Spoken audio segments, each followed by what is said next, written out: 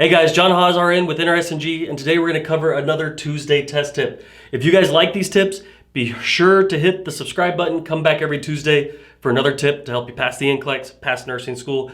Today we got a really easy tip.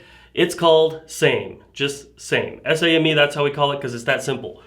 Anytime you read answer options that are essentially saying the same thing, you got to move on.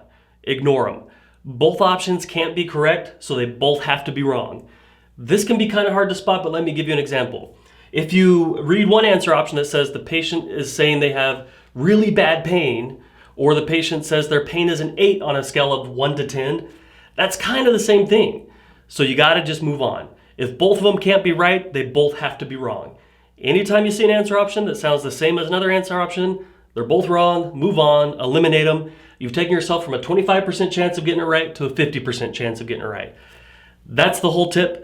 That's all it is. It's that easy. Move on. All right, guys, the John Haas with another Tuesday test tip. Happy nursing.